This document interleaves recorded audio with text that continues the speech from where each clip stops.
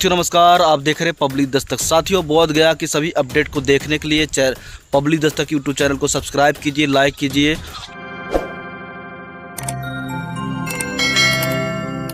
एक बार एक राजा जो बोधिसत्व था, एक राजा एक गांव के दौरे के लिए निकल पड़ा, राजधानी से निकल पड़ा, दूसरे राज्य में जाना।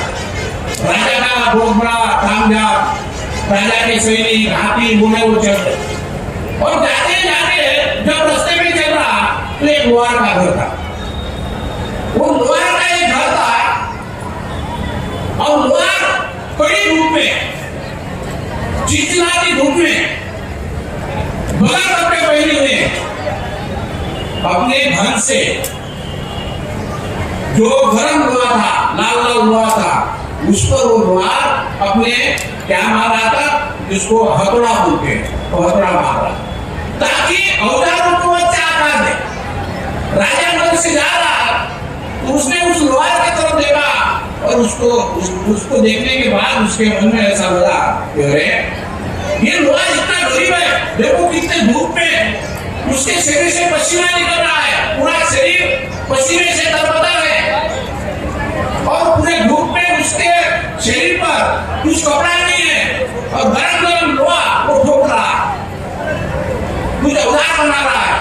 तो भाई उसको बहुत बुरा लगा, मेरे राज्य में इतना गरीब है, कोई लोहार कैसे हो सकता है। उसको बहुत दया, क्योंकि वो बोधिसत्व है। बोधि माने ज्ञान, सत्व माने ज्ञान का प्राप्त। तो वो नीचे उतरा, प्रहलाद को बोला मुझे नीचे उतार, और उसके मन में दया आई तो वो बोधिसत्व उस लोहार के पास गया और उसको बोला तेरे आज मैं गरीबी दूर करता हूं, तेरी मैं आज गरीबता दूर करता हूं, तेरे मैं आज दुख दूर करता हूं। तो बोले महाराज आप कैसे दुख दूर कर सकते हैं।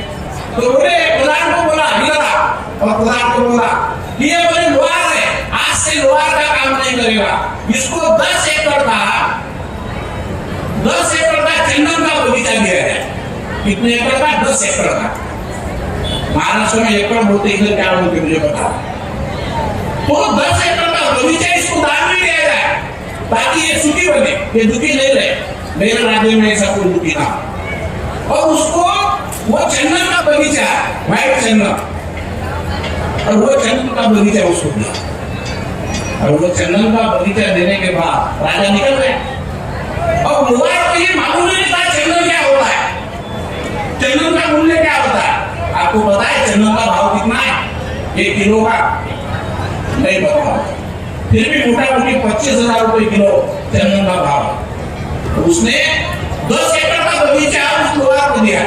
उस लोहार को लगा कि ये तो अच्छा हुआ, राजा ने मुझे चंदन का बगीचा दिया। पेड़ समझकर वो पेड़ी थे, पेड़ समझकर उसने काटे, और काटने के बाद उसको सुखाए, और सुखाने के बाद उसके कोयला बनाया लकड़ी का। और वो लकड़ी का कोयला वो लोहार क्या करने लगा, लकड़ी का कोयले का इस्तेमाल क्या करने लगा, वो ये करने लगा कि उसके औजार बनाने के लिए वो चूल्हे में जलाने लगा और लोहे को गर्म करने लगा। ऐसा करते करते 10 साल गुजर गए, पूरा बगीचा खत्म हुआ। 10-20 पेड़ बचे, केवल 10-20 पेड़ बचे। उसी रास्ते से राजा आया और उसको मन में भावना, उसके मन में वो उसने जो दान किया था लोहार को, वो लोहार की बात उसके ध्यान में आई। बोधिसत्व की वो बात ध्यान में आई। वो बात ध्यान में आने के बाद उसने प्रधान जी को बोला कि चलो उस लोहार किया, उसकी कैसी गरीबी दुरुस्त हुई कि नहीं, दरिद्रता दूर हुई कि नहीं, और उसका दुख दूर हुआ भी नहीं। चलो वहां गए राजा, जब देखा तो उसी हालत में गोंदा लोहार था, और उसी हालत में लोहार उसके शरीर से पसीना टपक रहा, धूप में उसके शरीर से पसीना आ रहा, जब सूरज उस पर गिरा तो उसका बदन चमक रहा था, और वही औजार लाल वाला तो उसने दबाया था चूल्हे में, वही ठोक रहा था। राजा को बड़ा आश्चर्य हुआ कि उसको 10 एकड़ का मैंने चंदन का बगीचा दिया और ये बताई नहीं, क्या बात हो सकती है। जब उसने पूछा कि तूने क्या किया चंदन की इसका, तो बोले महाराज मैंने पूरे पेड़ तोड़ डाले, और पेड़ तोड़ने के बाद उसको मैं कोयला बनाता था, और कोयला बनाने के बाद मैं औजारों को नया करता था। अरे बोले तुझे मालूम है कितना मूल्य होता है? आज 10 एकड़ में तू यहाँ का साहूकार होता, चंदन को अगर बेचता था, तुझे उसका पता ही नहीं। और जब इसको ये लगा तो राजा ने बताया एक पेड़ का मूल्य 10,000 सोने की मुहरा है। और उसको बड़ा अफसोस हुआ कि मैंने राजा की बात नहीं समझी। और फिर वो 20 पेड़ से ही उसको लगा कि अब मैं सुखपूर्वक जीवन जी सकता, समय ज्यादा नहीं है, सुखपूर्वक जीवन जी सकता हूँ। तब उसको समझ में आया कि चंदन का क्या मूल्य है।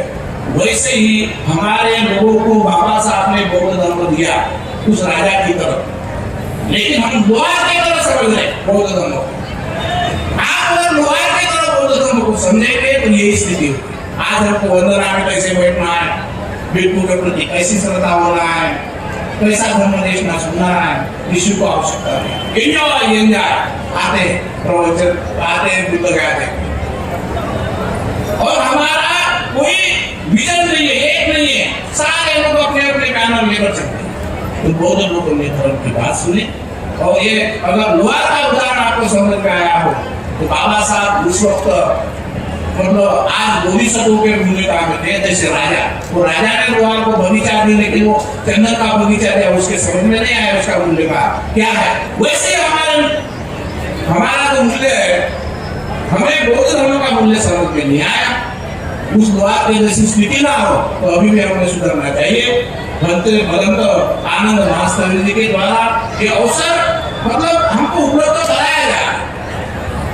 आज आंदोलन के बारे में नहीं बोलूंगा, लेकिन जिन लोगों ने आंदोलन को तहस-नहस किया है वो बहुत बड़े पाप की भागी है। बुद्ध गया में लड़ने के लिए मैं आंदोलन की बात नहीं करता, लेकिन बुद्ध गया का आंदोलन तहस-नहस किया इसलिए कि जिन्होंने आज जो कुछ भी बुद्ध गया में काम है, और ये भगवंत जी ने प्रस्ताव रखा बीटीएमसी के सामने एक प्रस्ताव रखा कि महापुरी विहार में जाते समय कश्मीर की भीड़ हो, बहुत सारे काम है, लेकिन कुछ लोगों ने निजी स्वार्थ के लिए कई टुकड़ों में आंदोलन को बांट दिया। इसके पहले कभी आंदोलन नहीं बढ़ा। मैं पैसे का तो आरोप नहीं करूंगा, क्योंकि इसलिए नहीं करूंगा, आदमी अगर कहीं बैठ जाए तो घूमे तो उसको पैसा लगेगा ही, फिर वो करोड़ों में या लाखों में ये नहीं मैं बता सकता। लेकिन जिन्होंने भी इस तरह से आंदोलन को तोड़ा वो पाप के बाद महापाप के बाद, और इसीलिए उनको दंड मिलेगा। ऐसे आंदोलन से कुछ नहीं होगा। पूरे भारत का व्यक्ति संघ और बौद्ध जैसे पहले भी नाम बहुत आया करते थे, ऐसी तैयारी हम सब ने करना है। अगर आंदोलन को स्थिर रखना है तो मैं ये चाहूंगा सभी भिक्षु संघ को, सभी भिक्षुओं को जो अपने आप को आंदोलनकर्ता समझते, अपने आप को आंदोलनकर्ता समझकर राष्ट्रीय अध्यक्ष बने हैं, कोई राष्ट्रीय प्रचारक बने हैं, और ऐसे भिक्षुओं ने मंदिर के पास आकर शरण ग्रहण करना चाहिए। और क्या फर्क पड़ता है, सबसे बुजुर्ग भिक्षु है उत्तर भारत में, और उन्होंने आकर भक्ति जी के नेतृत्व में सदा से काम करना है। भले वो आंदोलन के आगे रहे, उससे हमें कोई आपत्ति नहीं। मेरे जीवन में तो मैंने कई भिक्षुओं का इसे बोला, क्योंकि आंदोलन में मैं भगवंत आनंद महास्वामी जी के कारण आंदोलन में आया था, वो भी 92 में।